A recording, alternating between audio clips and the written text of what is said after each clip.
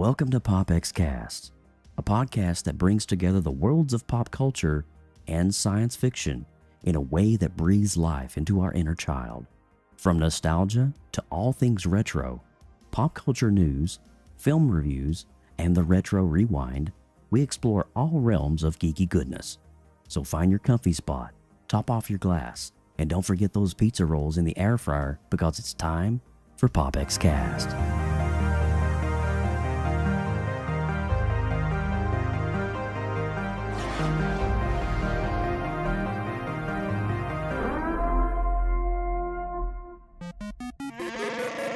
You are listening to PopXcast, where science fiction meets pop culture.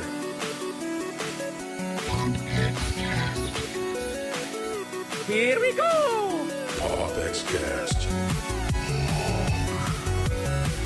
I was born in it, molded by it. PopXcast.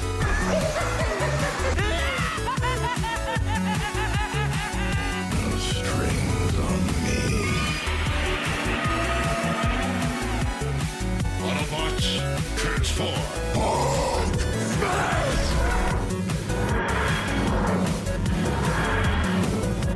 I'm Batman. By the power of Grayskull. PopXcast. We're doomed. Goal here is Tyrell. More human than human is our motto.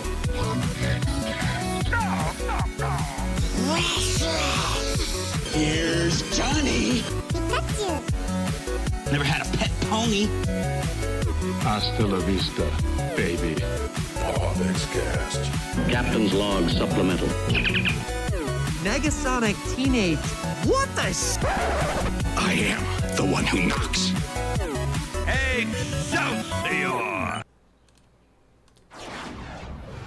All right, Excelsior, everybody. Welcome to PopXcast, episode 143 for June 26, 2022. Or tonight on 143, we're going to be talking about Obi-Wan Kenobi on Disney Plus. Reviews, explained, cameos, Easter eggs, you name it.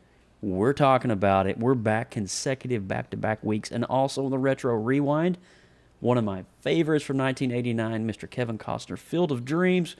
Oh my God, Ray Constella is back in the house. This is going to be so good. Team PopX, what is up? How has your week been? I feel like I just saw you a week ago. I know, right? It's interesting. It's great. Interesting how this thing happens. But with Obi-Wan wrapping up this week, we had to, guys. We had to get on here and talk all things Absolutely. PopX right now. And huge shout out to the chat room right now. You guys are blowing it up. What up, Lindsay, Joe, Austin? Y'all doing good tonight? Well, John Poffenbarger, I do believe we are. Want to go a big shout out to what's up, Badger Joseph? What is up, Tree Smoker? Good to see you in the house. Jeremy Stoltz in the house, y'all. We got Alicia hanging out with us. What's up, Alicia? Michael Murray, Gabe Salcido, DC. What's up, DC? Man, you Good to guys see are making everybody us feel tonight. all warm and welcome tonight. Look at you guys go. Yeah. So how was your week? It was a good week. Wow, that's a lot. Let's unpack that again. How was your week? It's great. Good. There It we was- go. It was long. Was it? Did you have a long I week? watched a lot of stuff this week. Approximately how many hours of content did you consume this week? Roughly. I mean, well, four shows. So that was probably 2 6 episodes, 2 8 episodes, and then Good God. 5 movies. It's a lot. Was there any sleep in those 7 days? Not a lot. So were the You know, episodes I- 45 that didn't minutes help, to an though. hour? Like, I mean, Now that Obi-Wan's over, I think the worst part of the week for me, I mean, again, it's one of the best parts of the week, but waking up for Obi-Wan and doing those reviews immediately. Why do they drop it at 3 a.m.? Like, I get why they do it, but Midnight it would be great. destroys me. yeah. Yeah, I mean, it just, Amazon Prime it drops everything messes at up my midnight, sleep bro. schedule. Did you know that? Mhm. Prime And sometimes they'll drop it early at 10, which Disney 10 never does p.m. Yeah. that. Yeah. So it stinks, man. Speaking of which, on Prime, I gotta give a shout out. The Boys is destroying it right now. Oh, it's so good. It is so good, but also Night Sky is a sleeper that nobody is talking about right now. Oh. Night Sky is amazing. If you guys Agreed. haven't watched it, Austin, your review actually encouraged me to go watch Night Sky. Thank you, man. Yeah. It really, I think you described it. It's a sleeper show that people shouldn't be sleeping on. It's really exactly right. And it's got J.K. Simmons and, Yeah. oh my gosh, Carrie herself from Stephen King's Carrie. Yeah. What is her name? Oh, shoot. Her name. It's Sissy Spacek. Sissy correct? Spacek, thank you. Oh my Yes, God, that's yes. coal miner's daughter. I should know this. Anyway, she played Loretta Lynn, coal miner's daughter. Long story short, but dude, I'm telling you, you're killing it on YouTube, Austin. Man, I'm telling you. Thank you, man. I see your stuff come through, and I was like, wait, what's this show? And I saw Night Sky pop up like 4 or 5 weeks ago, and I'm like, what is this? And dude, I started getting deep diving into it, and I'm like, okay. Yeah, bro. I see what you're feeling. Yeah. Yeah, good stuff. Hey, I'm not the only one killing it. Joe got that new lighting setup, though. Look I at that know. lighting Look at setup, him. He though. looks so fancy. He looks so good. I got the Duel of Fates. Dun, dun, dun, dun, dun, dun, dun, dun. Yeah, I man. love it, man. It looks so good. I'm excited because on my Twitch stream now, we got the Elgato. Going to be doing some art later tonight. I'm going to be testing art. everything out. Yeah. So that thing's going to be honed right in on the art. No more grain, no more ugly image. And I ditched the old camera that just kept farting out on me. So we have a good setup now, and I'm so thankful for my Twitch family Did for you go helping me. Office Space on it? You know what I did, actually? It's funny you should've say just, that. like, It's funny you say Office Space. I spent Lassoed it around. You know what my Saturday consisted of? I woke up about 10 o'clock. I had some coffee yesterday morning, and I spent 5 hours at this desk hand cleaning everything. Oh. I went through all the cables, disconnected everything, hand cleaned and hand dusted. I was like, you know what? This whole setup's going to be all fresh. It's going to be all clean. Even cleaned the daggone monitor. It's just, and here was Alex. Alex did some tile cleaning while I was doing this. So we were all like nasty and sweaty. It was all crazy. But very, very pleased with the outcome. I'm sitting at a desk that literally looks like I just built it. Everything's fresh, new, and clean. That's awesome. It's got that Oh, nice, man. fresh, Well, new I mean, cockpit you have smell. the nice, new, clean, fresh desk. I cleaned my bedding today, so you know that nice, clean sheet feeling. Yeah, I do. I'm looking forward to that I a like little bit later the onion tonight. smell of, is it snuggle? Is it gain? I don't know, but it smells It's delicious. clean, is what it is. But we're here for PopX Cast, guys. Oh my gosh, jump over. Hello, Team PopX. Best week ever. Hey, Jeremy. And let's see, he's watched all of Netflix in its entire. I believe so. Yeah.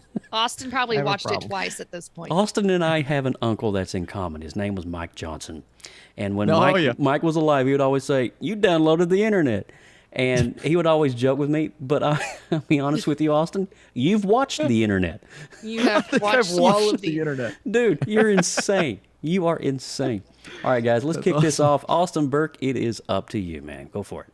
Yay! Hi, everybody. How y'all doing? Welcome to PopX, where science fiction meets pop culture. I'm Austin Burke, the Appalachian Geek at Heart. We'd like to welcome everyone joining us live in the PopX.live chat room. Come hang out with us and join the conversation at PopXcast.com. If this is your first time tuning in to PopX, the first 10 to 15 minutes, we run down the headlines since our last show. Then we deep dive into all things nostalgic on the retro rewind. Then at the halfway point, we hit on the show's topic. And today, hello there. Hello there. Hello there. Hello there. Hello there. Hello there. Oh my Hello gosh, there. dude. It was so good. IGN did this mashup of all the Obi-Wans throughout, the young one. Did you see that? And they're all saying it exactly in unison. Hello there. Hello there. It's Hello awesome. there. It was so good, dude. Yeah. Oh my gosh. Hey guys, I am Joseph Burke, Central Florida seasoned comic book nerd and retro enthusiast and founder of PopX Cast. And I'm creator of the Creative Multiverse, which is a vast expanse of creatives that join us, whether you're a painter, you're a poet, you're a songwriter, you're a sculptor, you're a diamond painter, whatever it is that you do, you're part of this amazing creative collective. So join us on my Badger streams. Badger does Badger Makes. She's on Twitch. I am also on Twitch. So we do regular stream schedules. So if you want to see us make some art, make sure you follow us. And to do that, you got to scan that QR code in the bottom right. That'll take you over to our Discord channel where you can get connected with other artists. And that way, when the artists go live, you'll be notified right there on our Discord. Cool. That's true. Oh, right. Oh boy. I didn't know. Yeah. I didn't. I don't think I updated. Did I update that? Stranger Things. I did it. You did it. When I you love weren't you. looking. I love you, Lindsay I Badger. love you too. I love you long time. I was like, wait a minute, I forgot something in the notes. Oh God. Oh my goodness. Well, you guys, I'm Lindsay Badger, the geeky okie that hangs out around here. If you missed our last episode, that was only 7 days ago. Make sure you go back and watch episode number 142. We talked about Stranger Things. We broke down all of Stranger Things season 3, and we rewound back to RoboCop, and we talked about all of the goodness in the 80s for that movie. You can find all of that over on our official website. You guys know it, popxcast.com, and you can check out all the other good stuff that's just waiting to be watched in the PopX Collective Archive. All my good friends hanging out with us in the live. Make sure you guys are thumbing up this video. Give all the algorithm good vibes out there by making sure you are also subscribed to the channel. That bell is ring-a-linging so you know next time we go live as well. And for my podcast friends, make sure you're giving us that gleaming 5-star review and maybe say something nice in the chat on the comments as well, because that makes us happy and we want to come back and do it some more. Makes me really happy. Austin's stuck again. God bless We him. like positive reinforcement. We do. I like positive. But you guys, seriously, you need to check out Lindsay Badger's channel, Badger Makes. It is twitch.tv/Badger Makes. Oh. And Joseph Burke, so it's twitch.tv/Joseph Burke Arts. And Austin is definitely, I think he has Sasquatch deodorant on. It smells pretty sandalwood right now. Okay. Alrighty then. We're just going to move on to news, and that's like nothing ever happened. Okie dokie. Well, Don't go Austin anywhere. will join us sometime when he gets Austin will unfreeze- kick in here in a minute. God You just bless wait. God bless his Somebody little reboot heart. him. Oh my God. Reboot. We'll be right back. Extra, read all about it. This is PopX News, coming to you live right here on PopXcast.com. PopXcast.com, and Lindsay Yes. Badger's leading it off this I week. get to open the news You're this opening time. it It's so up. fun. It's a happy Oh my gosh, are you time. guys ready for Christmas? I'm ready for sandalwood. 'Cause There we go. You can't resist some Christmas this goodness. boy right Oh here. He my likes some Christmas. gosh, I love him. I Love- love that. I love them Burke I love boys. you to pieces. Oh my gosh, you guys, this Christmas, get ready because Santa Claus is coming to town. Santa Claus is coming But by to himself, town. though, he's not bringing his head elf with him. Are you sad about that? Not really, So- because Gerard wasn't in the third one. So I know. So you guys, we're talking about the Disney Plus has finally unwrapped the first look at the cast of the Santa Claus's original limited series that's Look at that. picking up right after the last one, which was Santa Claus 3, The Escape Clause, back in 2006 is when that one came out. So they're picking up right where they left off. Tim Allen and Elizabeth Mitchell is reprising their roles as Santa and Mrs. Claus, and they're being joined by their teenage children, Austin Kane as Cal Calvin and Elizabeth Allen Dick as Sandra Calvin.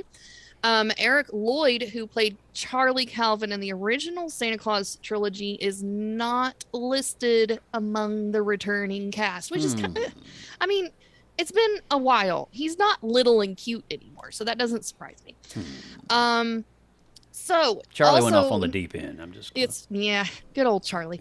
So also not on the list of returning cast is Bernard, which was played by David Krumholtz. So Santa's sarcastic, grumpy head elf from the 1994 and the 2002 Santa Clauses 1 and 2 he's not returning, unfortunately, which I really enjoyed his character, so that's kind of a bummer. So now fans are spreading Christmas jeers about the exclusion of both of those characters, and some of them have said, I need Charlie and Bernard even in cameos. One fan said it's not Santa Claus franchise without them, which I kind of agree, but I think it'll be okay without them. I think it'll be all right. And they're screaming, "Where is Bernard?" It's such a great character. I mean, come on, you gotta love him. Bernard's good. But the Santa Claus is set sometime after the events of the third movie, as I just said, and it picks up with Scott Calvin on the brink of his 65th birthday, realizing that he can't be Santa Claus forever, and so he's suddenly starting to lose his Santa magic, and he is trying to find a suitable replacement Santa while he's preparing his family for a new adventure in a life south of the North Pole. Interesting. It's gonna be streaming on Disney Plus later this year. So, you guys ready for a new Christmas show? Honestly, well, it's not new. I am, it's just a continuation. if it's Tim Allen reprising the role as Santa Claus, I mean, it's just that's what makes it. That's near and dear. That's the big part. You know, as crappy as the third one was, it was pretty crappy. I still watch the heck out of it every Christmas because there's just something about, you know, that series has a charm to it. Despite, you know, the first one, you can't top it. The first one is the one that solidified the franchise. I love how John was like, the internet is mad? Shocking. Reoccurring theme in today's show. That's for sure. Somebody is disturbed? I talk Marvel says I've actually never seen the Santa Claus after the original. Well, you know, you're not. It's okay. 3 stinks. First one is kind of like feels. It's kind of like the RoboCop franchise we did last week. The first one's great. The second one and the third one, not so much. The first one's questionable. We ain't talking about RoboCop 2. It's in the 90s. So we're sticking in the 80s. But interesting. What are your thoughts on Tim Allen? I mean, it's interesting about him being up to the age of 65 and getting ready to try to pass the mantle of the Claus onto a new would-be candidate. That's interesting for me to think about that and try to unpack that because it's kind of a passing of the roles. Are we going to have this new character? It's kind of like, you know, the Marvel Universe is this new character going to be the new Claus and they're going to spawn a new franchise of movies. Yeah. It's interesting to think about. Well, I mean, the first movie was in 1994. It's almost 30 years old. I was a freshman in high school in 94. It's almost 30 years old. You're giving away my age here. You need to. Sorry. I was just a thought. Or maybe I was swimming at that point. No, you were a swimmer. But I won. I beat all of them. Daggone it, you're right. You're a winner, You're a Burke. You're a Burke. We're all born winners. Yeah. Anyways, so it makes sense that we're finally wrapping this up 30 years later. Wow, we just that's where I was going with that. Lindsay Badger with the leading off the headlines this week. Guys, seriously, what do you think about Tim Allen reprising his role?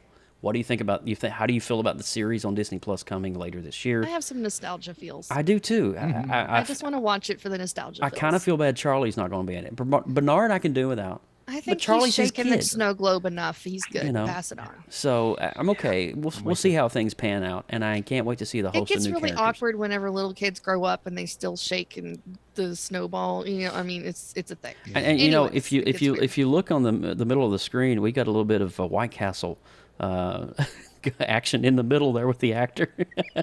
If you know what I mean. I was like, wait, that's an interesting casting role, you know. So it's good to see him back. Yeah. Okay. I realized that was him. Yeah. Harold and Kumar go to White Castle. You not seen that movie? You ever seen Harold and Kumar, Liz? Okay. Yeah, I've seen it. It's good stuff. I love White Castle. It is a great stuff. All right, moving on. Actually, I hate White Castle. Well, the restaurant, but not the movie. All right, moving along here. I get the joy of bringing you an amazing little snippet coming to Broadway in 2023. Screenwriter Bob Gale and director Robert Zemeckis have been fiercely protective of the Back to the Future trilogy. That's why there's no Back to the Future 4 or a reboot happening anytime soon. And hopefully it stays that way. However, the duo never ruled out bringing a show to Broadway.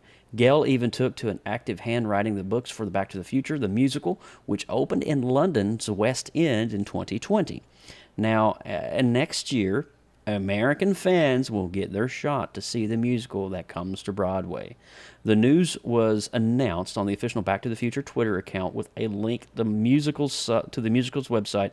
In the West End's production, Ollie Dobson took over Michael J. Fox's role as Marty McFly alongside Roger Bart as Dr. Emmett Doc Brown, the role originally played by Christopher Lloyd. For now, it's unclear if any of the original cast from the London show are going to make their way and transcend over to the American Broadway audience. But for now, effective summer 2023, I hear this musical, this Broadway production, literally blew everyone away.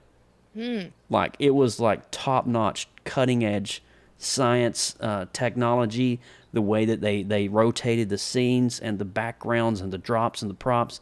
It was just next level type Broadway. How do you guys feel? Are you guys into Broadway? Because I personally am into theater, so I'm curious. I enjoy what you the guys... theater. Okay. Yeah. Man, it's such a good movie, well, series of new movies, but Right. even just looking at the original, it's such a good movie to live up to that, oh my gosh, it has to bring it. I think we need to good. have a PopX revival in New York. Mhm. I think we all three need to go to Broadway and watch it together. Let's go. It would be my first ever. We chose the Rockettes instead of Broadway when we went because it was Christmas, obviously. But I'll tell you what, I want to go see a show on Broadway. I've heard You've nothing not but seen a show on glowing Broadway? things. I've never been Never to New York, seen one. period. What, Lindsay? Look, I gotta go, girl. I've never been anywhere go. on the eastern. I've seaboard. seen Which- American Idiot with the original cast, Oh, which was the very Green nice. Day Broadway show. I've seen Phantom of the Opera, The Lion King, and Wicked. Oh, cool. I watched Wicked The here. one I want to see. It's so good. I want to see Hamilton. That's the the it's one I didn't impossible get to to. get tickets. Yeah. It's impossible, but I, I want to see would it. love to see Hamilton live. When I was there in New York, I'll share this really quickly. When I was in New York in 2016, celebrating Blue Man Group's 25th anniversary, Hamilton had just opened on Broadway with the original cast. Oh my god. And- Oh, Lynn. Lin-Manuel $227 a ticket. Oh, ouch. I would pay it A though. ticket, and that wasn't even. I would pay it. That wasn't even orchestra seating. I would pay it. That's a God, lot. that's such a good. That, You know how but many times I've anyway, watched that on Disney Plus? My God. needless to great. say, we saw Blue Man Group, which is off Broadway. So, but are you guys excited to see Back to the Future in Broadway in New York? I know I am. So let us know what you feel, how you feel about it. Drop your comments. Let us know if you're a Broadway fan. Do you like getting the playbill in your hand and going and sitting in your seat to be your mind be blown by the spectacle and the acting and the singing? It's always about that singing for me. The harmonies, the vibe, the lighting, the decor, the smell of a theater is just, oh my God, it's so good.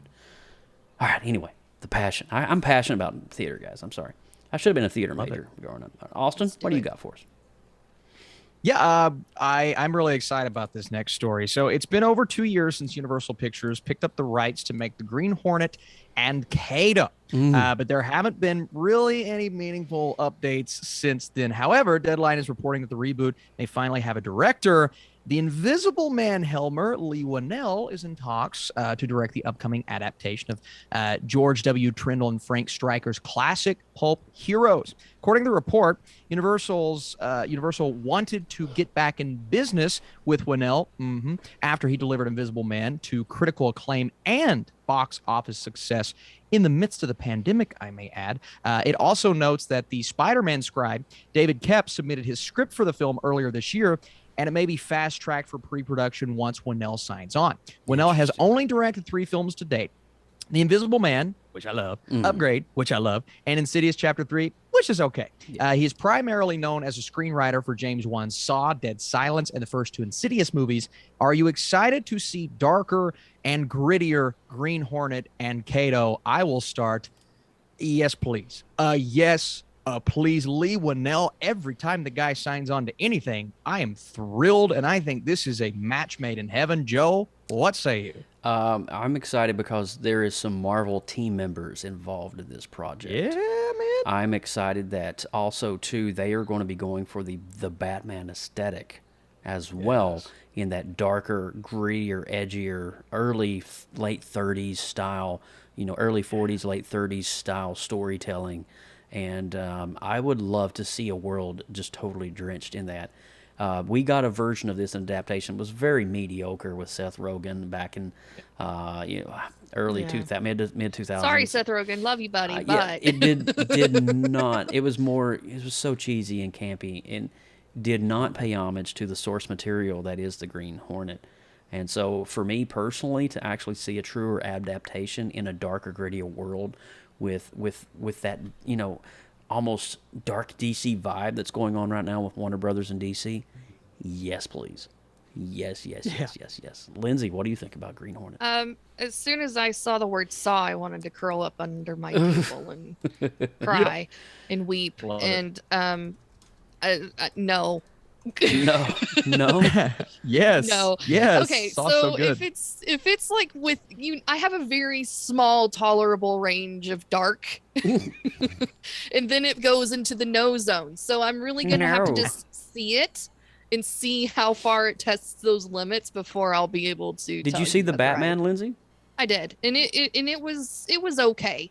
There was Okay. some moments there that it was breaching the gray zone, but it was fine. So It there's was a fine. fine So line- if it stays there, if Okay. it stays in that lane, I'll be totally fine. So there's a fine line for you in terms of theatrical. Is like Yes. you want you can handle a Yes. little bit of like Yes, Marvel fighting, but when it comes to like blood, bones breaking, Yeah, ripping your nose off type stuff, you're like no. yeah. Got it. Yeah. There's no saw. There's a hard line there for But I sauce. think if they stick to Lindsay, did you get a chance to see Upgrade? Because that was pushing the boundaries, and I don't think this will go R-rated. So I think this will just keep with that PG-13 darkness, which I believe will work. like well with this season 3, this current season of Stranger Things we're in is dancing on my tolerable I Oh, get line. it. No, I get It's that. dancing It's pretty on my dark. tolerable line. I've had to cover my face multiple times during a couple of the Wow. moments in this series. So Dude, I was that's such kind of a- where I'm at with that. I was such a weird kid growing up because I give me Robert Englund all day long, Freddy Krueger, and I was a weird kid growing up. It was your uncles, Austin, my uncles too, that when we would sit and go to the video rental store, take the tag off the top of the VHS box and rent. Freddy Krueger, Christine, all these crazy movies, Night of the Living Dead and Invasion from Mars. And I'm like, whoa. And I'm like 9 years old, 8 years old. I'm like, and of course it didn't faze me because I knew it was an art form to make those effects even at an early age. So I It's appreciate it. interesting. John was saying The Boys is not for Lindsay. Well, the thing is that Lindsay has seen all of The Boys, and not this new season. I know it's a little bit darker, but I have seen the previous Boys seasons, and it's been fine. All right. Well, then you need to watch the episode for this season called Herogasm, and then let me know what you think about that one. Okay, I All right? will certainly. All let you know. right. You let me know. my God. And guess I get what? the last one. don't Lindsay I? gets the last, and she And gets this is the actually first. kind of cool, guys. You need to start warming up the hot glue guns and getting the sewing machines tuned up and Yep. get your It's cosplay happening, y'all. going. It's happening, Because y'all. this is happening next month. Marvel Studios is returning to Comic-Con. Let's go. Let's go. Oh my gosh. Okay, so 3 years ago in the pre-pandemic times, Kevin Feige took stage in San Diego to announce Marvel's upcoming slate of Phase 4 projects that were supposed to be launched the following summer with the release of Black Widow. Unfortunately, COVID-19, as we all know, delayed literally everything in life. Everything. So we are now looking at what Phase 4 has for us underway in upcoming stuff. So I'm sure he's going to officially announce that Marvel is going to have a presence at the Comic-Con this coming July. Whoa. So he talked about that during and confirmed that during his most recent press conference for the Thor Love and Thunder. So needless to say, the studio couldn't have picked a better year to return to Hall H. After going virtual in 2020 and 2021 due to the pandemic, Comic-Con will revert back to an in-person event next month for the first time since 2019. Let's go. Good. Good. And it sounds like fans won't be disappointed by what Marvel has in store for its own panel. We will be at Comic-Con next month, which we're excited about, said Feige. First time since we were on the stage there 3 years ago talking about this movie and many others. And now I think almost not everything, but almost everything we discussed 3 years ago that was released. So we are excited to go and talk about the future. We always get excited when Kevin Feige wants to talk about the future of Marvel because he always has such good things to talk about. I'm super excited because I don't think if you didn't understand the gist of what Lindsay was reading, this is a big deal for Marvel fans a huge because deal. means there will be actors present on panels. There will be things announced, hopefully some Fantastic Four, Christmas hopefully in some July. X-Men, hopefully, the second phase of Phase 4 as we see it coming in. Some Black Panther 2. We've got so much stuff coming. It's going to be great. Speculate either a West Coast Avengers or Young Avengers announcement of some kind. I can't wait. And I love to watch the lives. If you didn't know this, guys, Comic-Con streams a lot of these live.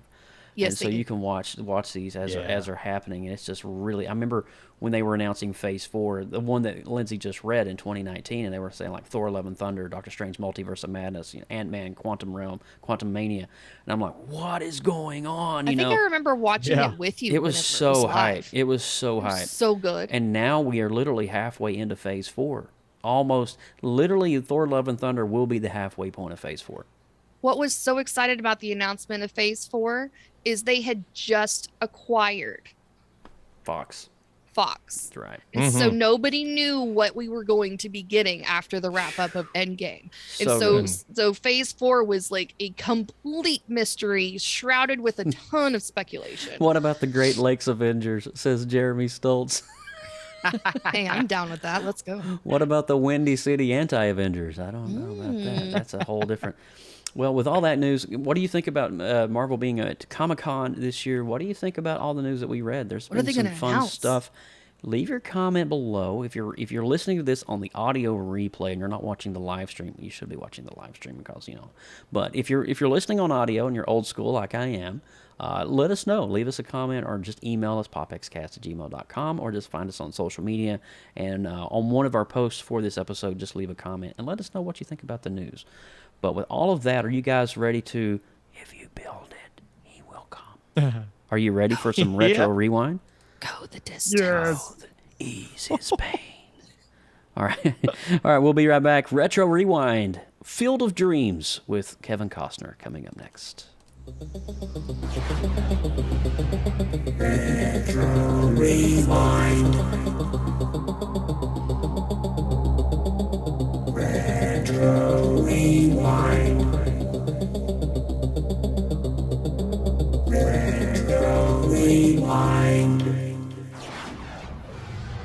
And we're back on the Retro Rewind, and we are talking about one of the I say this is probably one of my most passionate movies, aside from the Batman Michael Keaton, 1989. And in 1989, this movie, I remember literally being just a young teenager, maybe 12, 13, when it came out.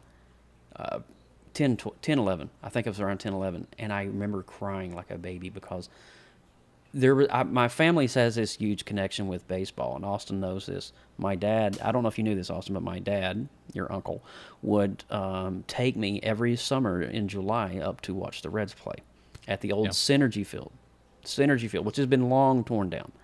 And so it was always a family tradition. And, I got to see some of the greats. I got to see Ken Griffey Sr., Ken Griffey Jr., and just all those greats of that era play baseball, and it was just great.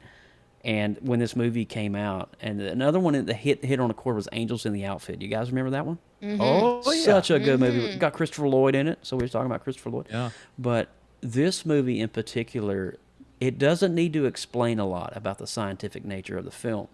It doesn't need to go into that depth. No. It just explores a guy who is troubled and wanting to right the wrongs of his life and his legacy. And not many of us in our life get a chance to do that. We say things, we do things, we hurt people, we make scars, and we go on the rest of our lives living in that wound.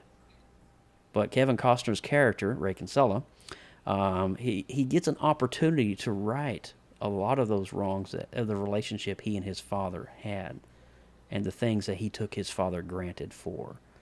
And it's such a beautiful film. I mean, this film, seriously, I watched it, I started watching it on Friday and I finished it up last night ahead of tonight's PopX.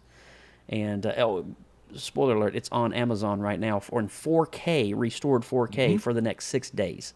So if you haven't seen it, go watch it. If you haven't seen it in a while, rather, go watch it in 4K remastered.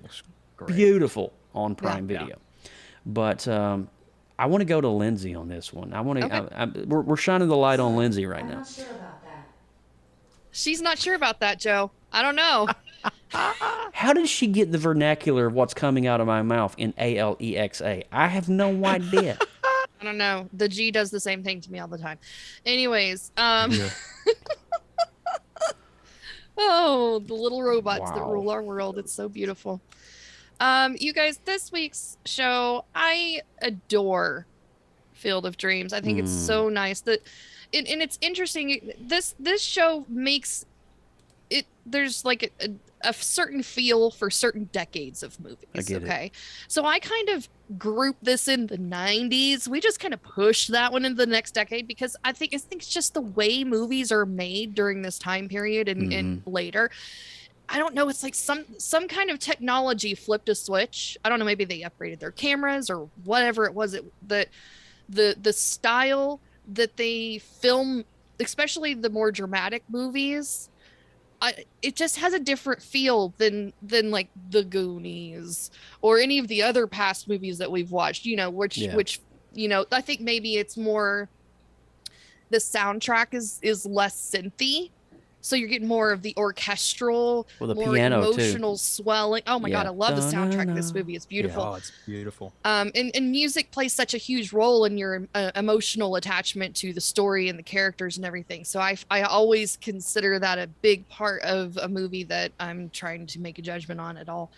But the story, I mean, Joe, you explained the main premise of it beautiful, but there's also like a second premise, an underlying premise of blind faith. It's a very underlying religious theme that kind of goes through from beginning to end because, he knows nothing of farming. He buys a farm. He gets this random voice and he actually consults with his wife and they both kind of agree that he needs to continue this to see where it goes.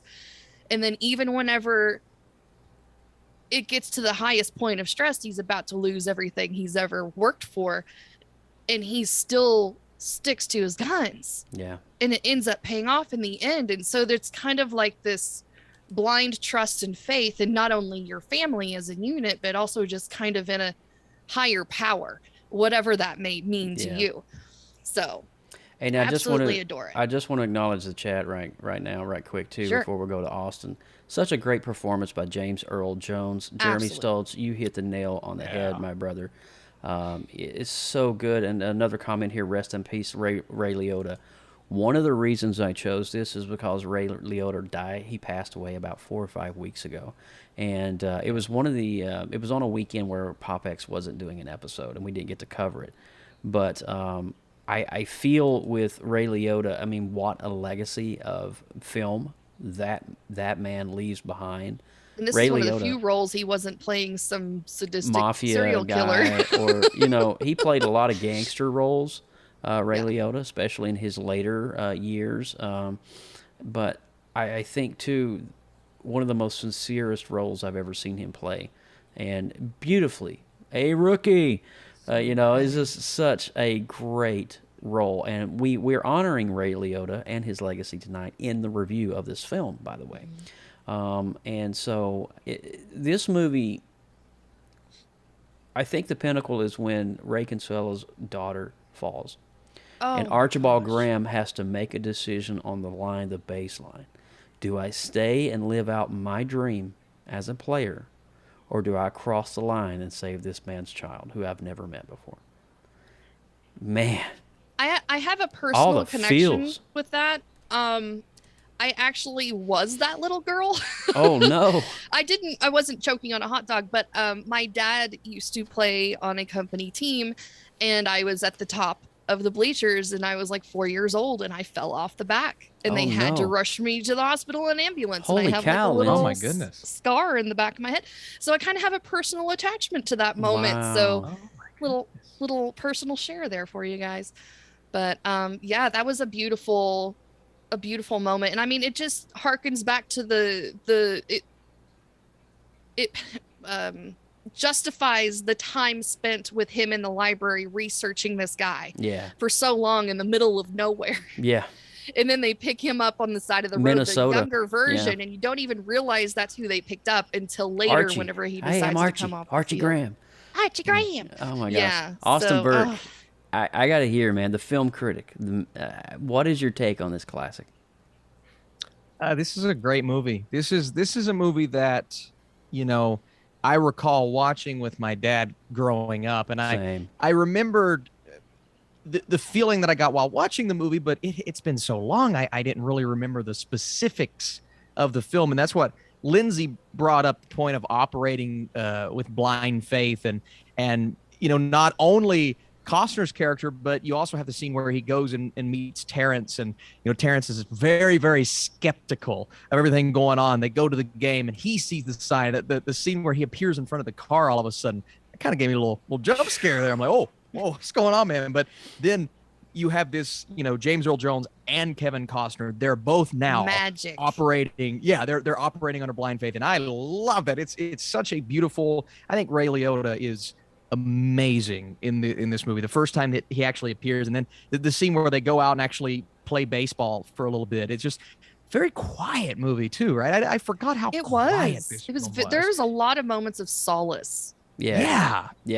Just whether it be he and his wife just kind of going over all of they're in debt and they're struggling, and he continues to do it. He continues to make these decisions, and every now and then you get a scene where a lot of people are involved, like when she's standing up and everyone's raising their hands, right? But for the most part, it's a quiet. You got the piano in the background, and this did get a Best Picture nomination, which it's one of those that kind of got a little pushback of, well, there were better movies at the time, and this is more of like audience friendly, but I don't think audience friendly is a bad thing. I think this does everything you want a sports movie to do. I'm a big sports movie buff. Same. I'm not a huge baseball guy per se. I'm much more of a football, basketball guy, but this made me want to be like, all right, let's go watch a baseball game. Watching this movie, it just got me into that spirit. Have a That's cold one and a exactly big dog what it and should do. some And I nachos. mean, baseball is always such a big theme anyways, but I feel like, especially this time era of when movies were coming out, and I don't know if this triggered it or if it was just a part of it,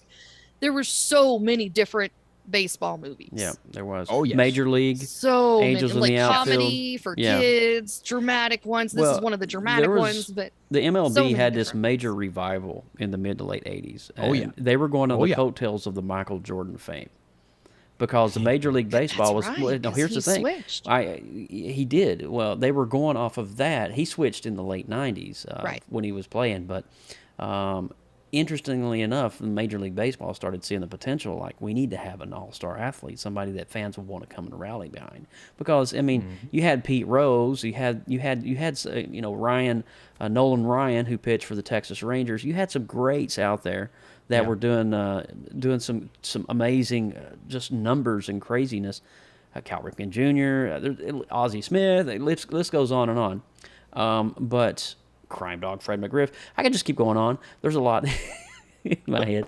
Wade Boggs, third baseman. Anyway, but I'm a little bit of a baseball junkie, guys. You have no idea.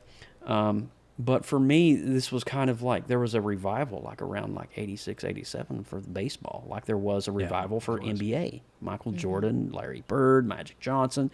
You had that whole thing, and it was just so good to see that there's these films that are etched in history that was a part of that legacy when the MLB rose back into fame. And for me, definitely Field of Dreams is one of those. And it definitely Burt Lancaster, too. John Poffenbarger over in the chats. He played Archie Graham, the older version of Archie Graham. Classic actor from the 20s and 30s, Burt Lancaster. If you don't know who that is, I don't know. You've been living under a rock or something.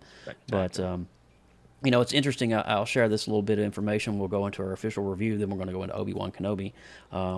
This film was approached by, as Shoeless Joe was an original name of it, but they were approached to Fox, and Fox actually snubbed the idea. This film was only shot and budgeted for $15 million, which would end up grossing over $84 million. That's a whole lot. Good going, Fox. You missed one. Job. But anyway, let's give our official review of Field of Dreams. Is there anything we didn't cover in this review that I don't think there's any like spoilers or crazy Easter eggs that we need to? It's a straightforward movie. It Simple, knows what it is. It knows It's a good, what it needs to wholesome do. story. Yeah. There's no profanity, no vulgarity. It's a straight wholesome movie. And might I add, my favorite Kevin Costner film. Want to say one more thing while I'm thinking about this. 2019. I'm glad you're saying this. In 2019, Kevin Costner reprised his role as Frank Kinsella for the Major League Baseball. They ended up building a Major League, what do you call it? An official size stadium beside the stadium that they filmed in Iowa. And they did a game for all time's sake, the White Sox and the Yankees. And it was just amazing. They had and the Kevin, vintage uniforms guys, on. get and on actually YouTube. The team came on through like a fake cornfield. Yeah. It was so cool. As they were introduced, they walked through the back of the field, through the corn into the stadium. It was the coolest. It was the so 30th awesome. anniversary of the movie. Yeah. Homage. It was great. situation. If you guys, literally after tonight's show, get on YouTube, 2019 Field of Dreams MLB. Very touching. Very touching. It's 9 minutes long. If you're a fan of Field of Dreams, you've got to watch this. You've got to watch this. All right, so let's do our official review. Lindsay, you went first. I'm gonna do 8.7. Beautiful. That's a great score. Austin. Going 8.4. Beautiful. Nice. 8.4. I'm going to go at 8.9.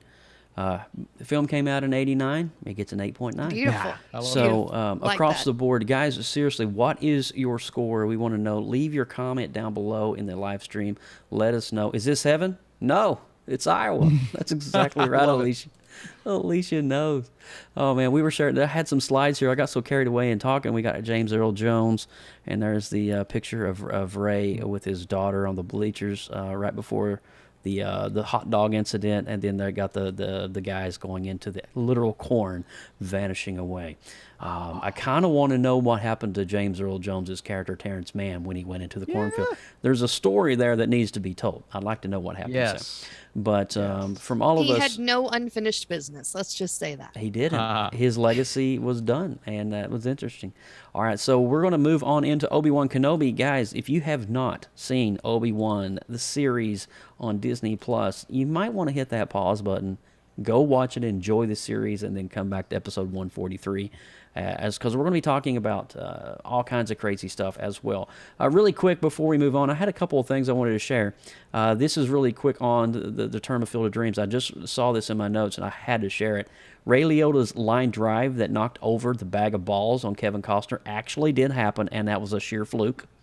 Yes. Wow. Listen to this. Now, there was a massive drought in Iowa during the filming of this, so thousands of pallets of green grass were brought in to make the baseball field.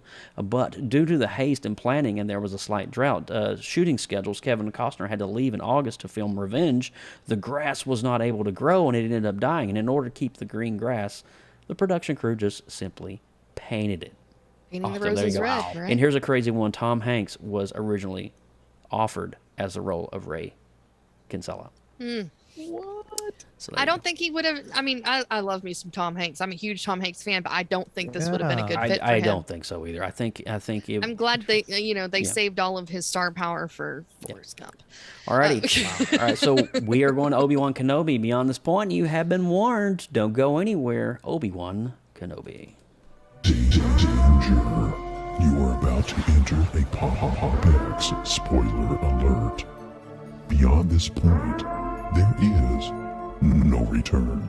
You have been warned. All right, you have been warned, ladies and gentlemen, and we are talking about, oh my gosh, what a series, what a show, what a reprisal of a character that we haven't seen in almost 20 years. Can we just give it up for Ewan McGregor? I mean, Ewan McGregor. huge fan of. My God. Huge fan. Hayden of Christensen. Can we give it up? Oh my God. Yeah. This show literally brought back all the feels of when I was in college when this original series came out. The prequels. Yes. Oh my gosh. There's so much depth. There's depth of a character we didn't even know we knew we wanted to know. but now we knew we had to know. There is so much there to unpack. And I'll be honest with you, Hayden Christensen went on Jimmy Kimmel Live. Jimmy Fallon the other night, and he's like, I wish there needs to be a season 2 of Obi-Wan Kenobi. And, I don't know what more of the story needs to be told that's already not been told, but evidently Hayden Christensen enjoyed getting in the suit so much that he wants to come back and be Darth Vader again. Yeah. And so, but this show literally fires on so many cylinders, and there's so many cameos, there's so many Easter eggs to not just the original series of George Lucas, the prequels, but also in canon, the Star Wars Rebels and Star Wars Clone Wars. There's a lot of, from Jedis that are frozen in the vault down below the fortress base, and we're like, wait, was that? Was that? And you're like, what? And it's just insane. I want to go to Austin this time. We went to Lindsay on Field of Dreams, Austin. Just kind of skim the surface and unpack a little Obi-Wan for us. What are your thoughts? Sure, man. I didn't think it would be as divisive as it is. I didn't think that would be the case, because the some people attacking Reva just because of ridiculousness and all of this. And granted, I had my issues with the Inquisitors at the beginning of the show, but I was so enamored by the first 2 episodes, like thinking to myself, the sheer level of setup that they're doing for what could happen and what ultimately did happen in that final episode got me super excited, right? And it does hit a bit of a lull. I thought episode 4 was kind of a weak episode, to be honest with you. There's some great moments in it, but I wasn't as into the Reva thing as it was progressing because I kind of saw it where it was going. Yeah. Ultimately, it ended up going there, which was cool. But what I want to talk about here is what I personally took home from the show, and that is filling in the gaps of Obi-Wan and progressing that story so beautifully into, and maybe we get something after this, but into A New Hope. Because now, and even that fight, and I saw someone, this is kind of an original thought, but I saw someone mention this on Twitter, that fight between he and Darth in A New Hope, where he refers to Darth Vader as Darth and not Anakin. I'm thinking to myself, how did he go from calling him Anakin to calling him Darth, right? And then we get the battle in episode 6. And that very last time when he's walking away, when his helmet was slashed, he calls him Darth. And I'm like, he is no longer Anakin. And he says that. You didn't kill Anakin. I killed Anakin. I did. And those are the moments from episode 6 that I'm just like, how are people not seeing this? Like, maybe the show was up and down inconsistent, but for me, one of the best moments in Star Wars history, that final battle between Obi-Wan and Darth Vader. It was everything I truly wanted it to be, and I was super thrilled with the result of what the show was able to deliver. Right? Again, I have my issues. Yeah, we may get into it, maybe not, but for the most part, man, what they delivered in terms of Star Wars is just it was top tier. It was top tier. It was. There, like, I agree with you. There was a couple episodes that kind of had me a little bit of, I call them sleeper episodes. Like, it's just it's building up to something. Like the Reva, her trying to gain the respect of the Inquisitors and the Fifth Brother, and just all of that, like her character. I think it's what was her name? I'm drawing a blank. Third sister. That's it. Reva. Yeah. Is that Moses Ingram? That's Moses Ingram, right? Yep. And so I was a little taken back by that one episode. I think it's 3 or 4. The one you were talking about is kind of slow, where Obi-Wan he's in the bowels of this facility. He's walking through, and he discovers that some of the Jedi weren't killed. They're actually trophies, in a way, which is kind of sad. And so there's definitely a dark part to it, but there was a couple of the moments that kind of didn't get me too excited. But the finality of it, wrapping it all up in episode 6, for me, it was definitely like, and I didn't really foresee the whole Leia story arc as her being the one being kidnapped. Touch. She was kind of the conduit into which he got back into his role as General Kenobi, and something that he hadn't been doing for 10 years. He's been on Tatooine watching with binoculars, a little kid grow up. And so, interesting take on that. But in the middle of all of that, they are merging an old school character that we're also near and dear to, whether Ewan McGregor or the original three with New Hope, and just sprinkling in like more Star Wars canon from Rebels and Clone Wars that is like, how are these characters going to interact? Like if we put an Obi-Wan Kenobi with an Inquisitor, how is that going to go? And we had that moment. You guys saw the Red Hot Chili Peppers Flea moment, right? When Flea was one of the I yelled at my TV. Yeah, you can't miss it. We're huge Chili Pepper fans. Oh, here, we are. Right? We are too. And so I was like, "That's Flea," and my husband was like, "Wait, what?" Yeah, so he played Vec to Norku, which is one of these like renegade guys. So he was the kind of the conduit that kidnapped Leia, and then Leia was sold to the. It was just crazy how the whole story. What a creepy little guy to be stealing a girl anyways. And then he got sliced up by an Inquisitor. Yeah, you creepy, but I love you. But he kind of got shredded into a million pieces by the Grand Inquisitor, which was interesting to watch. But for me, though, is definitely that finality. If you go back to the prequels, there's that scene where he's like, "No, don't. I have the high ground. Don't do it, Anakin." And then Anakin jumps, and then, of course, he cuts off his legs. And it's almost as if he's spending his entire existence trying to gain the high ground on Obi-Wan Kenobi, but Anakin can never do it. And just when you thought that he had the high ground on Obi, it's just like all of a sudden there's this emergence of the Force. It's just something we haven't seen Obi-Wan. This is like Yoda type stuff at this moment. I mean, he just explodes in terms of the Force, and we see the Force in all. I say Ray in the last trilogy to that level of just uncanny power, pure power.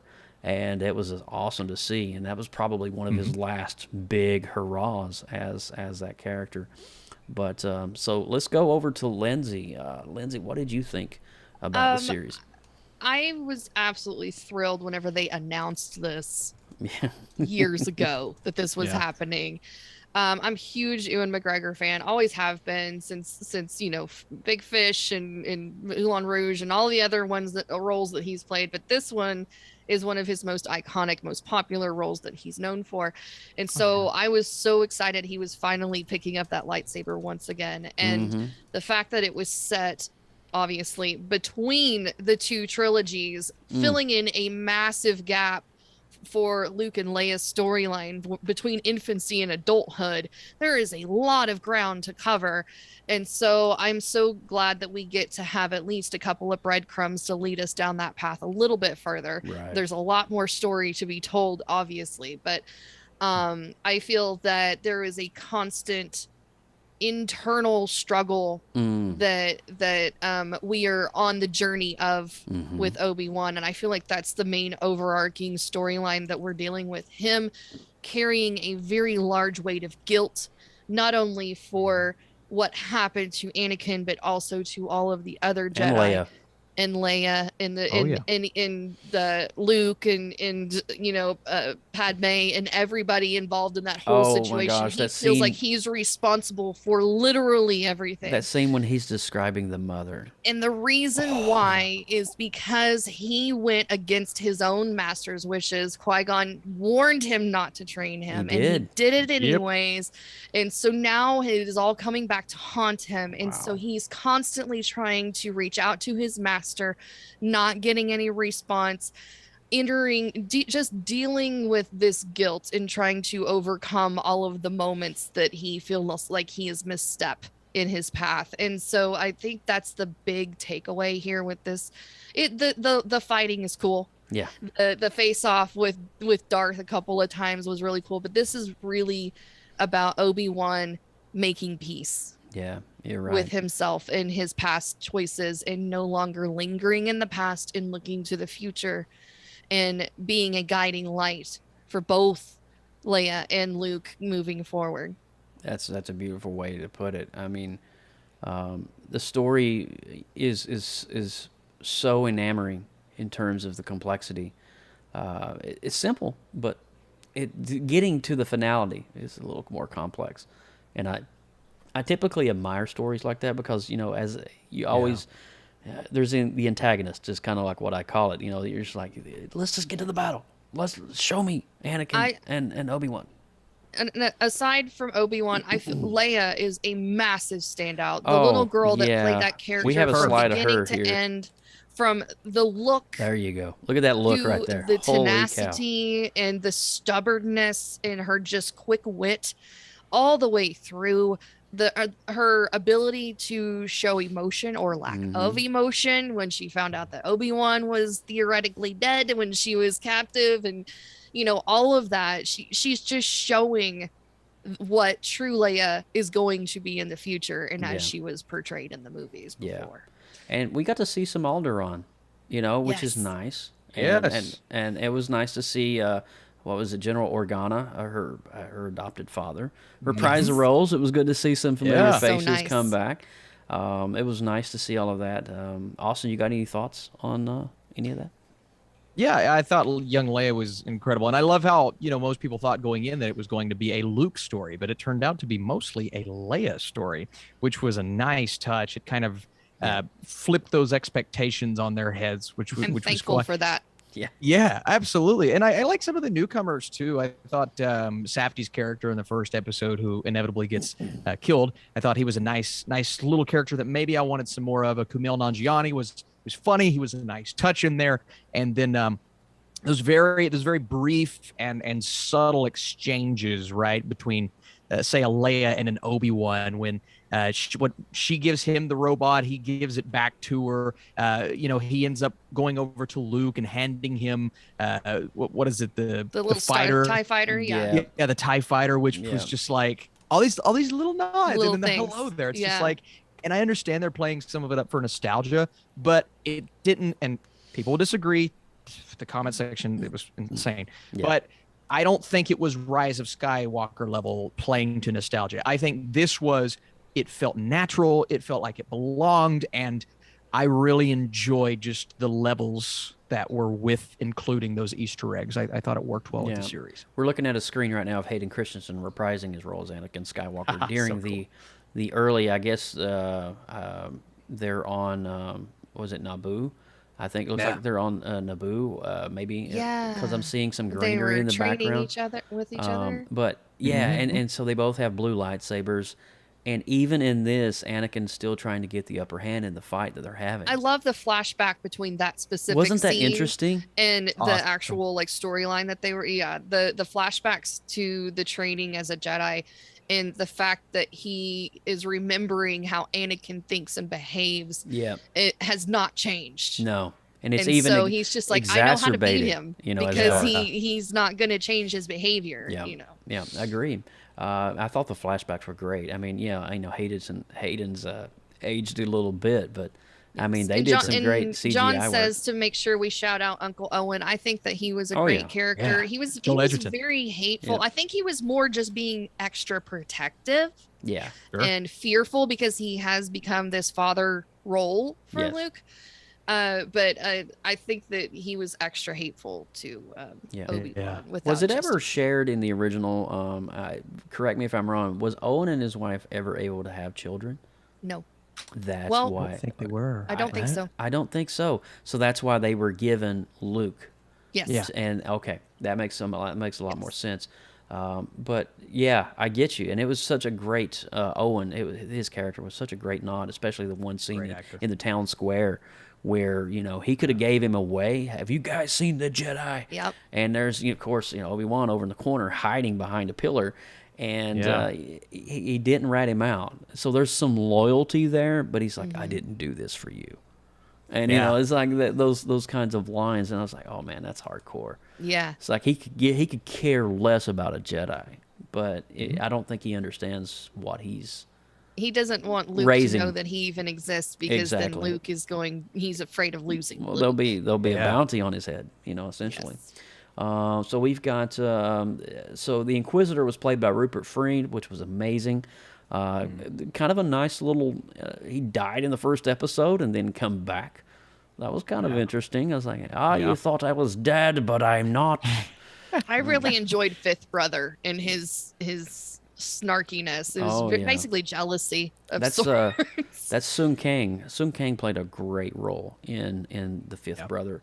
And I'm just looking down here. Indira Varma was played by Talia Did you Durreth. guys enjoy the third sister backstory, where It was interesting. The younglings and that whole thing?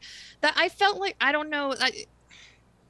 I understand how it ties in, but it was almost like a distraction to me. Well, it goes into Clone Wars, I believe. Even I think it's Rebels, where some of the surviving Jedi were trained and brainwashed to become part of the Inquisitor army. Yes. So that is tying into the animated. I mean, that part canon. I can follow and be on board with, but where she was not brainwashed, she was just she made her own mind up to be an Inquisitor as opposed to not being a Jedi. Yeah, because she was like hunting him. And like her entire, like every move that she made was to try to get one step closer. Well, she felt Obi-Wan should have been there to protect them. He wasn't, and that's why weird. That was that part was the weird part for me in the series. I was like, this is getting a little twisted. I think that might be part of too what Austin may be having some issues with too. I think that area could have been more fleshed out. It just wasn't in the right place. Yeah. I wanted them to. It was too, like, I saw it, the first 2 episodes, I'm like, it does feel like she's going to be a part of that group of the younglings and this and that, but what are we going to get that's going to surprise us with her character? Right. But it kind of just went as planned, and there were moments between her and Darth Vader where Darth Vader could have just like, and he didn't, and I'm like, well, Vader should have killed her. Even though he knew that she was doing it, but he let her do it anyways. That part was just like... He's a Sith Lord. He knows the intent already. Yeah. So that's why you kind of go, like 3 episodes earlier, we could have taken care of that. Yeah. I feel like he could have mushed her. You know what I mean? It's like, stop. I squish your little head. Yeah. God. Yeah. It was just that was my issue. Is there were some the only weird part for me. inconsistencies with what, like, you know, Vader not taking this person out, but then taking that person, like just things like that. It didn't hurt the Obi-Wan Darth Vader beauty that we got at the end of the day, but it was but like a there were side some story that I don't feel it was necessary for this short of a season. Sure. Excuse me, that was whistling. Cool. But no, yeah, I agree with you, short Lindsay. amount of time, I don't feel like that story was necessary to get to the end. I think and leave it. I think the premise of the entire series is Anakin and Obi-Wan. Yes. Yeah. How do they get to that? And interweave side characters, new characters, cameos. I mean, unless they're intending on doing a third sister spinoff, which I don't see that happening. I've heard rumors that they are. Ugh. Yep. No, thank you. Which to me, you know, I think the hate she got was completely unwarranted, but I wasn't in love with the performance. So I do think there are some very valid criticisms with her performance, but she was just angry. She was, I think, you know what? I may divide the chat when I say this. I think that she was kind of thrown into some seasoned actors that are deep into canon, and she was given such a pivotal role that there was no substantial ground of that role being formed prior to this series, because nobody knew who the third sister was until now. That's a good point. She was really the only major new character with a role like that. But there was, I mean, other than the 60-second backstory of, you know, Order 66 being carried out, that was about it. It's like, okay. I feel like if they would have just left it with, you know, maybe giving her backstory and her motivation, but not attempting to have a finality of that in this series, then maybe that would justify her having a series. But at this point, her story is done. Yeah. Jeremy and chat, I want a Lola series. Oh my gosh. Yeah, there always has to be a droid in a Star Wars series or movie that Did you guys see Anthony Daniels as 3PO? Yes. 3PO was in there. Yes. Yeah, and great. do you know he's the only actor in Star Wars canon in live action to be in every single cinematic portrayal? That's fantastic. Oh my God. Interesting tidbit for you. It's incredible. So, of course, we need to talk about Ian McDermott coming back as Palpatine. Yes, he did have a moment there. executed. Yes, He was questioning whether his Yeah. loyalty there at the end. Did anybody want to That's really great. see a Mace Windu? I Yeah. did. I really I wanted did. to see. I really wanted to see Mace Windu. I'm just saying. Yeah. I really wanted to see that. Didn't get it, but That's I really wanted to see it. Also, we had some crazy some cameos down in the locker. I was telling you, I'm adjusting my knee brace down here, so don't think I'm doing anything fine. weird. Tara Sinube, well, you might know that name from Clone Wars. Quinlan Voss, you guys may know those names. It was dude. There was so many down in there, and you can like freeze frame it and go through. Those are some of just the highlights. But we need to talk about Liam Neeson, Qui-Gon Jinn. Yes. I first had to pause the frame to see if it was CGI. It was not CGI. It was actually Liam Neeson I'm in the glad we got getup to as see him Qui-Gon. at the end. I would have been very disappointed if he didn't show up. Because he kept calling out to him throughout Yeah. the He series. did. And I'm And it's like, like, it there would has be to very be- disappointing. And he followed him into the canyon, dude. It's like, it's about time you got here. It's like, jeez. I've been here. all Great. along. We've been calling you on speed dial These for are- episodes now. These are not the episodes you're looking for. I have no idea what's going on in my brain right now. But anyway, I thought, what a great way to wrap up a series. I mean, honestly, they could have gave us episode 6 and be done with the rest of it. Yep. yeah. New, It was new beautiful. Force, who's this? Yeah. What, third sister? Why? Yeah. But I do hope cinematically they expand on the Inquisitor storyline to give us some more depth. I would have really appreciated more depth on Third Sister. Just not being an established character in a world of established decade-old Yeah. characters kind of is like, okay, who are you again?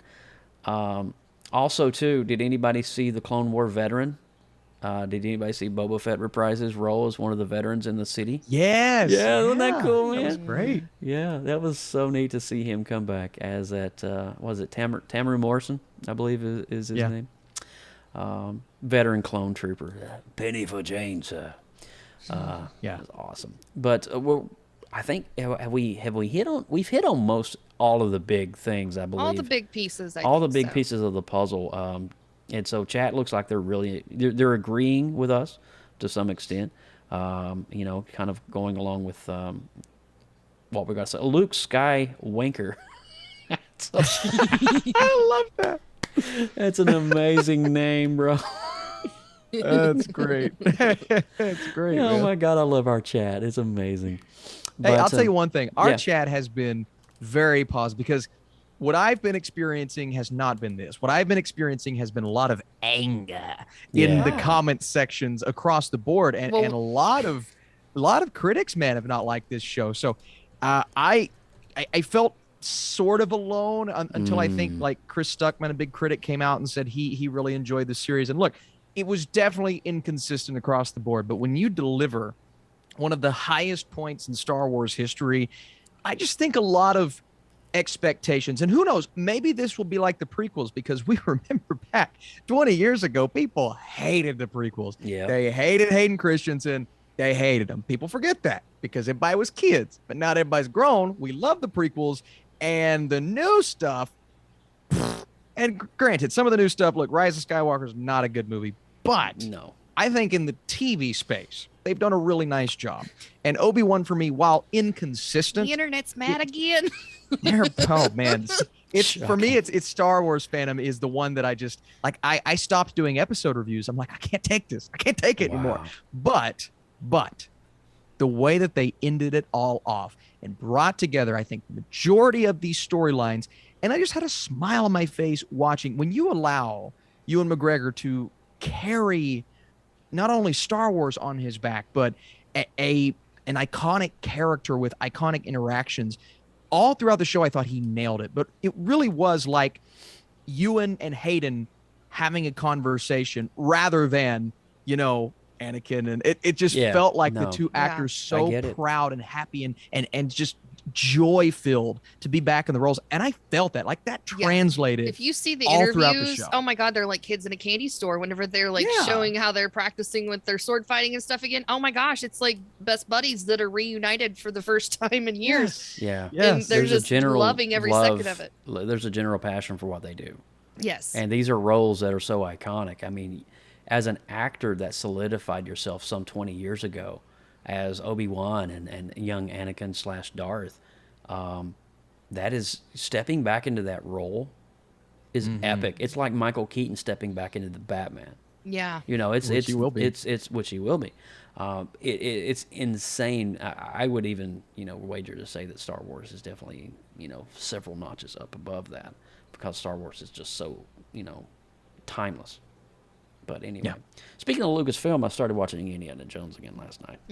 So I'm getting back into that series in hype and expectation of the 5th one coming out. But so with all the same things said, let's go ahead and give our official series review. So I think, who went first on this one? Austin went first. All right. Yeah. Again, I do feel a couple of the criticisms out there. I think there have been some wonderful reviews that are very negative on the show, and they give their reasons why. And some criticisms, like people say the cinematography is a little dull, a little bland. Like, it's kind of dark, that fight at the end. But for me, it was the contrast of the lightsabers. It was the blue hue and the red hue, and the way that they did that with those characters. I found the final fight to look pretty good, if you ask me. And I found the final episode to just kind of nail it. Again, one of the best Star Wars things I've ever seen. So my score for this, all of that calculated, is a 7.8 out of 10. It's good. A positive. I enjoyed it, had a good time with it, and I think there were some really high highs with this. Good deal. Lindsay. Yeah, I'm going to go with an 8.0. A solid 8. Obviously there are bits that could have been better, but nothing was horrible. Right. Something I can really complain about too much. I mean, it's gonna be a really bad fight scene if you don't have it dark and smoky when you're doing a lightsaber fight. So if it's anything other than that, it's not gonna look good. So you guys are just gonna have to suck it up. So not super. Here's what I'll say about it: the prequel fights, while beautifully choreographed and whatnot, they're very green screeny. I didn't feel that with this series. Granted, technology and whatever, but I didn't feel that as much with this series, which was nice. No, I appreciate it. I'm glad that it's there. I'm glad that we got that story. And so I feel like it needed to be told. And I feel like there needs to be a couple of other stories, maybe from different points of view. Not just Obi-Wan's storyline, but maybe some other characters that kind of piece the big gap of time in between the two trilogies together. I think I would enjoy that. Yeah. I'm going to echo Lindsay Badger here. I'm going to go with an 8.0 as well on my score. So we got a 7.8. Was that Austin? And then 8s across the board. Chad, what is your review of Obi-Wan Kenobi series on Disney Plus? We want to know. Drop your number in the chat right now if you're on the live stream. If you're listening on the audio podcast, let us know. Find us on social media, one of our posts about episode 143, and let us know what you thought about this show as well. And are you excited if they could be a possible third sister spinoff or Obi-Wan season 2? How would you feel about that? Do you think that there's more story there to be told, or do you think they should just leave it alone? Let us know what you think in the comments. Drop a comment down below. So we got Poffenbarger says he's going to go with 7. Record Entertainment says 10 out of 10. Diamond Des 8.0. I cried a lot. Gray Fox with a 5 out of 10. Luke Skywalker with a 9.9.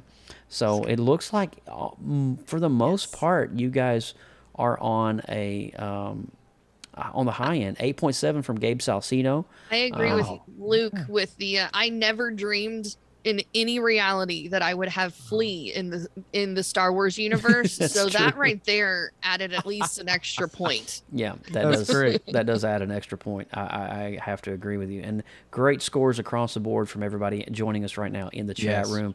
You guys have been so great tonight on this episode as we get ready to wrap things up here. What a fun episode. I wanted to make sure that we dive deep into this.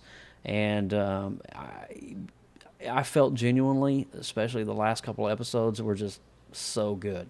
So good. Yeah. The final episode was just sheer glory between Darth Vader and Awesome. Obi-Wan Kenobi, and Well done. definitely rewatchability for sure. So enjoy that as well. But with all of that said, guys, we are going to wrap things up here on this episode 143 of PopX Cast. And again, thank you guys so much for joining us back-to-back weekends. There's a lot coming out in the next few weeks. And Thor 11 Thunder will be our episode 144. Guys, we are getting close to episode 150. Can you believe that? That's pretty darn exciting. That's crazy. That's cool. 150 on PopX Cast. I remember when we That's crazy, turned man. 100, and it seemed like just a couple months ago.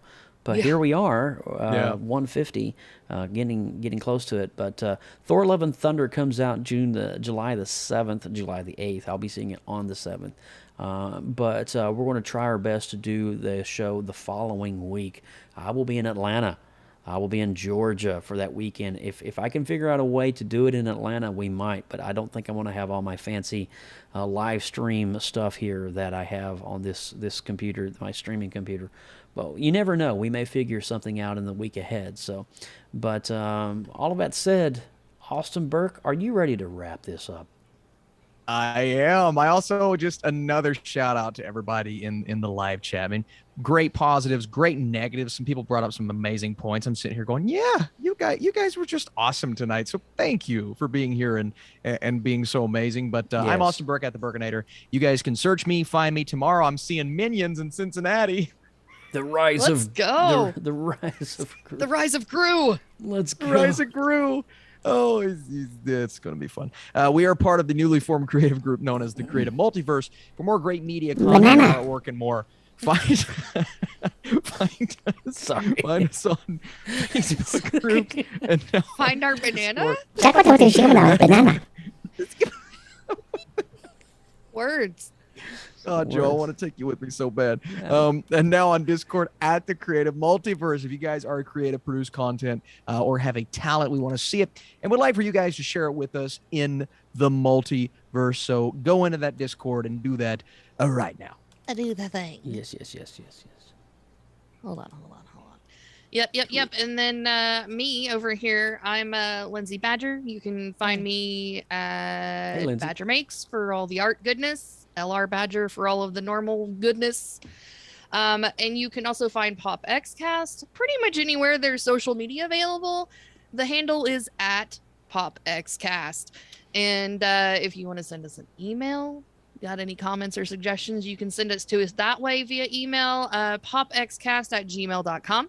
And of course, our beautiful website, popxcast.com, has all the good information for you about past shows, future shows, gear, anything else that you want to know about PopX. It's all in there. It is. It's It right is. there.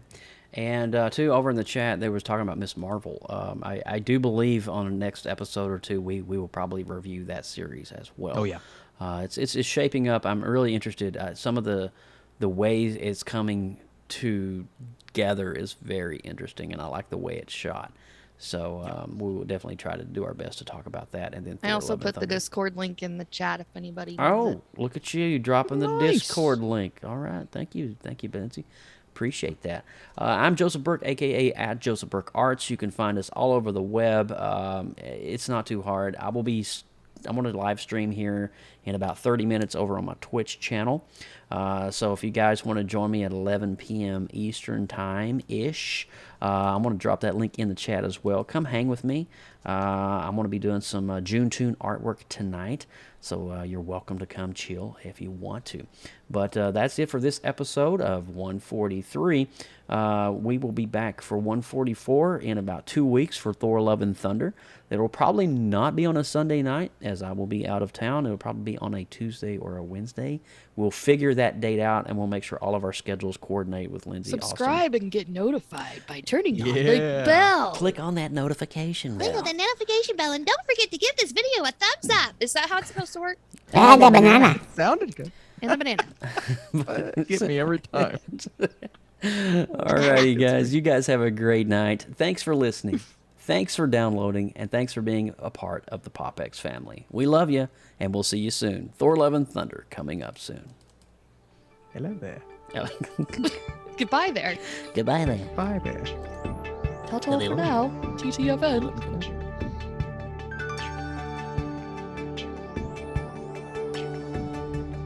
Thanks for being a part of the PopX family. If you liked our show, please visit our YouTube page. Be sure to click subscribe and tap the notification bell so you'll know when we go live next. Visit our Discord channel by clicking the QR code on screen during our live stream, or simply visit bit.ly/Creative Multiverse. Connect with us on social media by using @PopXcast. Thanks for listening, and we'll see you next time.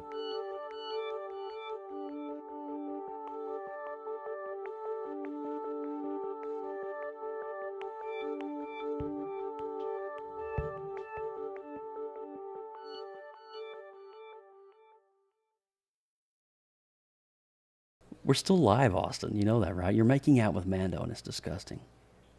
Oh, we're still live? Yeah. Oh, well, put your glasses on. Here we go. Bye, guys.